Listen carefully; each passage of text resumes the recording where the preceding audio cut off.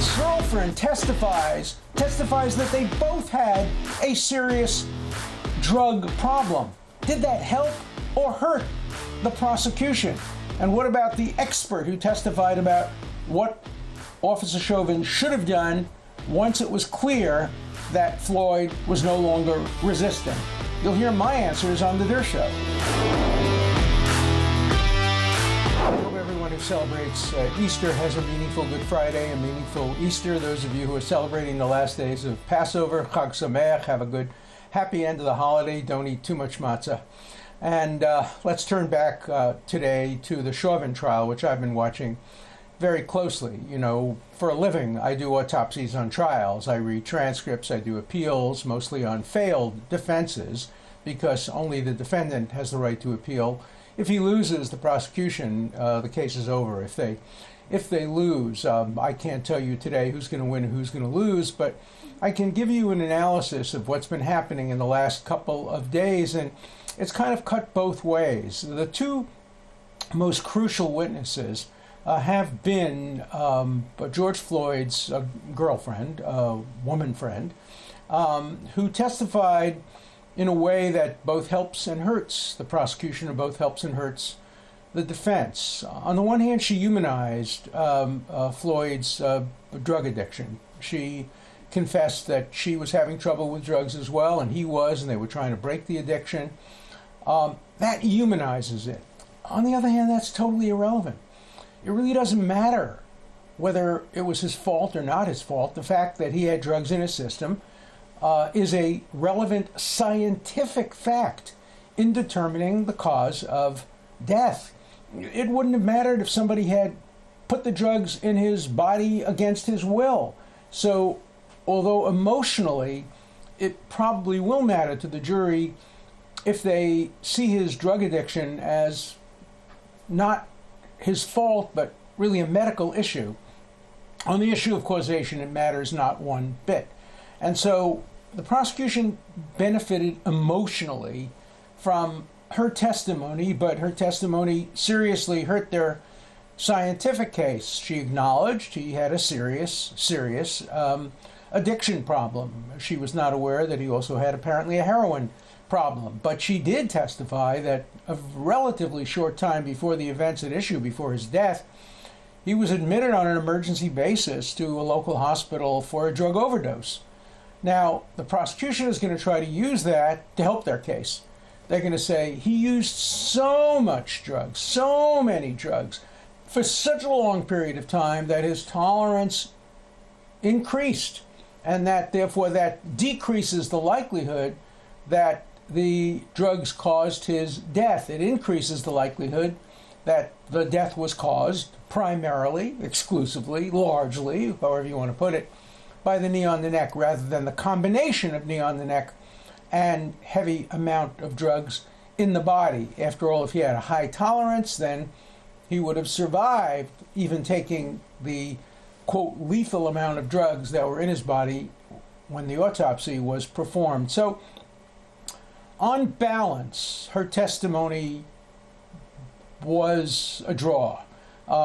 Psychologically, emotionally beneficial to the prosecution, scientifically beneficial to the defense, and of course the prosecution did the right thing by fronting her testimony. If she was going to be testifying in any event by the defense, then it's better for the prosecution to put that out there.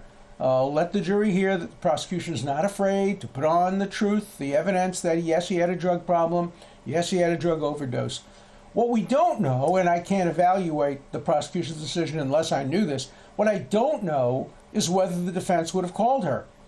If the defense would not have called her, then I think it was a serious mistake for the prosecution to put her on the stand. But probably the defense would have called her, but maybe not, because maybe the defense would have said, look, why put a face onto Mama, the girlfriend?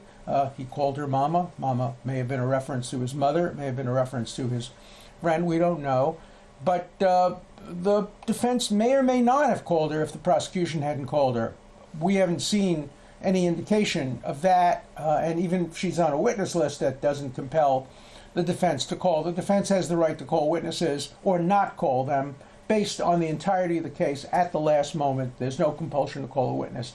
If it's not on the list, and if the witness is on the list, and if the witness is not on the list, if the need arises based on the prosecution's testimony, normally the defense gets to call those witnesses. So her testimony, very emotional, very humanizing, basically a draw, slight advantage to the defense, but that advantage would have come anyway had she testified for the defense, and probably the prosecution did the right thing by putting her on, fronting her in anticipation of her testifying for the defense.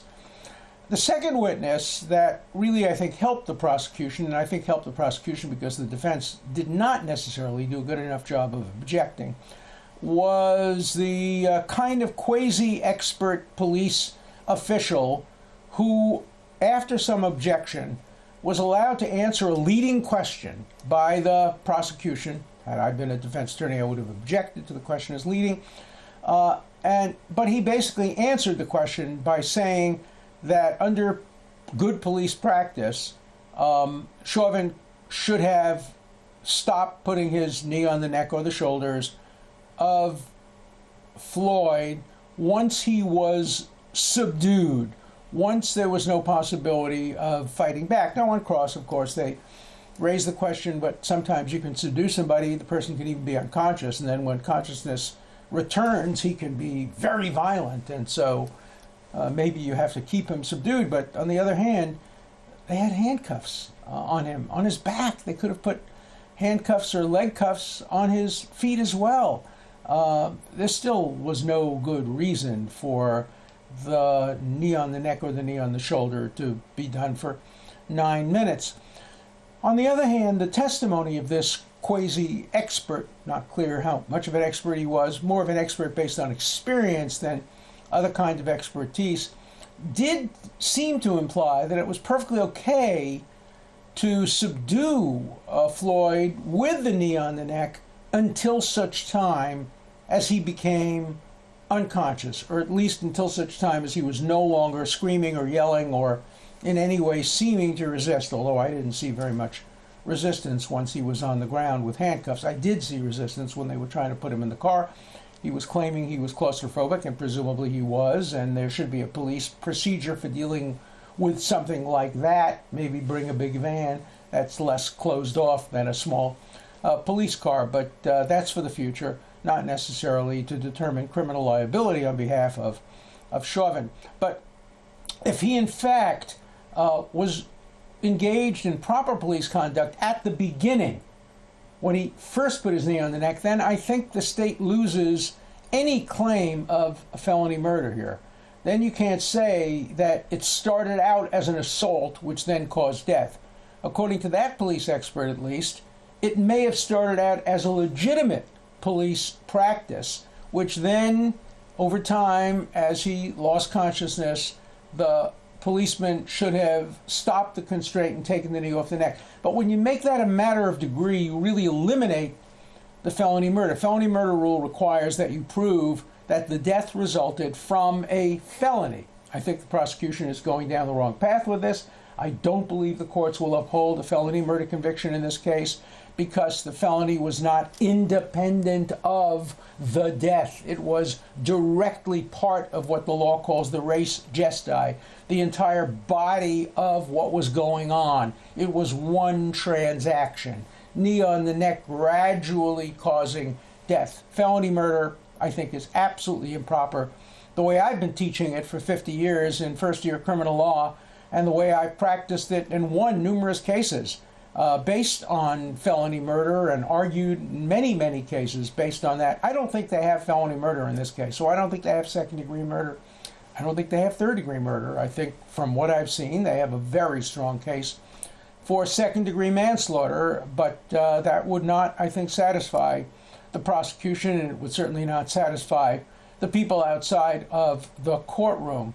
And so, you know, we have two trials going on. We have the trial that those of us who are watching it are seeing. It's a very interesting trial. It's being well conducted. The judge seems like he's very good, very astute, very fair from everything I've seen. All of the attorneys seem quite excellent. Some are more emotional than the others. Some seem a little boring, but juries, I think all the lawyers are likable. All the lawyers seem to have a grasp of the law and the facts, and it's a good trial. From the point of view of just watching and observing a trial, it's a good trial. It's not the O.J. Simpson case. The O.J. Simpson case was full of drama and attacks, and the lawyers on both sides were trying to score points, and they were trying to, win the audience on television. We're not seeing that here. We're seeing workmanlike lawyering on both sides, a little bit too long. I think the prosecution is over-trying its case. I think they're keeping the witnesses on the stand too long. They're spending too much time qualifying them, too much time talking about their background. It takes quite a while until you get to the meat of their testimony. And, jurors, like anybody else, have a certain level of tolerance for listening to testimony. And if I were trying the case as a prosecutor, I would move it along. I would 1, 2, 3, 4. I'd put witnesses on for no more than 20, 25 minutes at a time, and I would get right to the point and leave issues of qualification, unless they're challenged, to very, very short conclusory statements. I don't think we need to know everything about every day that every police officer spent doing whatever they were doing. That just doesn't seem particularly probative and helpful to the jury. In the end, as I've said before, let me just remind you of 2 issues, only 2 issues in this case. Did the knee on the neck cause the death? Complicated. There's factual causation, there's legal causation, there is but-for causation, there is proximate causation. There is a range of issues. I actually spent a little bit of last night looking up the law in Minnesota on causation, and it is a mess. It is not clear. And so in the end, if the jury comes back with a question saying, Your Honor, tell us what to do, we have come to 2 conclusions. Conclusion 1, that but for the knee on the neck by Chauvin, Floyd would still be alive today. Let me say that again, please. So there is a possibility that the judge may get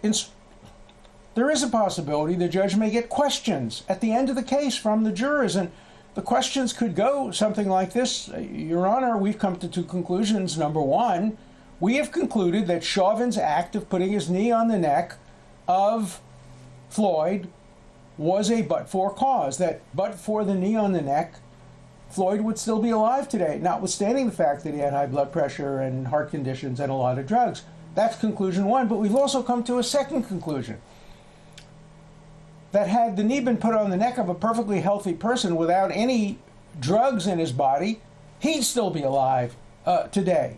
So there were 2 causes of the death, the combination of the knee on the neck with the pre-existing medical conditions, regardless of whose fault they were. The drugs in the body, the high blood pressure, the heart condition contributed to the death along with the knee on the neck. What do we do if we've come to both of those conclusions? And the judge is going to have to give guidance on that. And he'll probably give guidance in the form of some vague terms: substantial causation, significant causation, proximate causation. I don't think he'll use but-for causation, because I suspect that would be reversible error in a criminal case. Also, he's going to have to instruct proof beyond a reasonable doubt on all the elements, including causation. So that's element number 1. Element number 2 is going to be intention. Depending on his level of intention, you get second-degree murder, third-degree murder, or second-degree manslaughter. And intention has to be proved beyond a reasonable doubt. And the key there is something we just don't know. Will Chauvin take the stand? He is the best witness. As to his intention, will he be believed? That's up to the jury.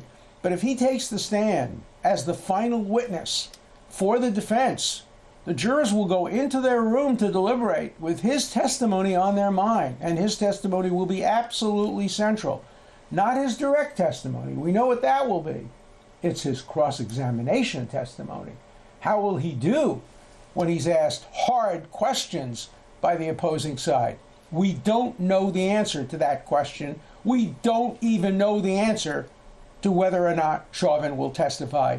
I suspect that his lawyers don't know the answer to that question. I'm sure they've prepared him to testify, but I'm sure they've prepared to make an argument if he doesn't testify. So stay tuned. This is a fascinating case, fascinating trial. It's being well covered, and I think it's a real education for those of you who are interested in how the criminal law operates in a courtroom when there's so much pressure outside the courtroom. So keep watching, keep calling me, keep making your comments, and I'll try to answer as many as I can on the Dershow.